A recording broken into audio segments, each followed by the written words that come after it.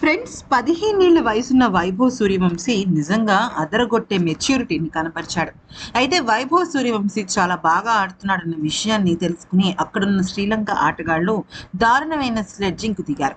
ఆ మ్యాచ్ అయిపోయింది. ఇంక ఇంటికెళ్ళి ఆడుకో అంటూ చాలా వ్యంగ్యంగా మాట్లాడారు. ఆ మాటలు విని తట్టుకోలేక చాలా బాధపడ్డారు. అప్పటికే ఎంపైర్ అనవసరపు లెగ్ బై ఇవ్వటము, అంతేకాకుండా అక్కడ చీకటి పడిపోయినప్పటికీ కూడా ఆడాలా వద్దా అంటూ చాలా సేపు డ్రామా చేయటంతో అక్కడ చాలా తీవ్రమైన అసహనానికి గురైన తిలక్ వర్మ ఎంపైర్‌తో వాదిస్తూ వచ్చాడు. అయితే ఆ సమయంలో ఇక వైభవ్ సూర్యవంశీ తను ఆపే ప్రయత్నం చేశాడు. కానీ ఈలోపు అక్కడున్న శ్రీలంక ఆటగాళ్ళు వైభవ్‌ని చాలా రెచ్చగొట్టారు.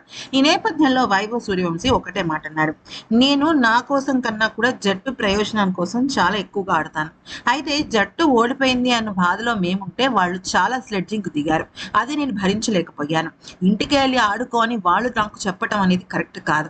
ఆటలో నేను బ్యాటింగ్ చేస్తున్నప్పుడు లేదా నేను ఔట్ అయినప్పుడు వాళ్ళు నన్ను ఔట్ చేసినందుకు ఆనందపడడం వేరే విషయం. కానీ మా జట్టు మొత్తాన్ని ఉద్దేశించి వాళ్ళు మాట్లాడిన మాటలు దారుణం. అసలు నేను దీన్ని యాక్సెప్ట్ చేయను. అందుకే గొడవ పడ్డాను. అయితే ఇక తిలక్ భయ్యాకి చాలా కోపం వచ్చింది. ఎందుకనంటే జట్టు ఓడిపోయే పరిస్థితుల్లో ఉన్నప్పుడు ఖచ్చితంగా ఎప్పుడైనా సరే అటువంటి కెప్టెన్ అలాగే రియాక్ట్ అవుతాడు. కానీ ఇక్కడ మ్యాటర్ ఏమైంది అంటే ఎంపైర్‌తో గొడవ పడడం అనేది కరెక్ట్ కాదు. కానీ అతని ఆవేశం తగ్గించడం నాకు చాలా బాగా అనిపించింది. ఇక్కడ ఇక్కడ మా జట్టుకు అన్యాయం జరుగుతుంది కాబట్టి నేనైనా తిలక్ భయ్యా అయినా మాట్లాడాము అంటూ చెప్పుకొచ్చారు.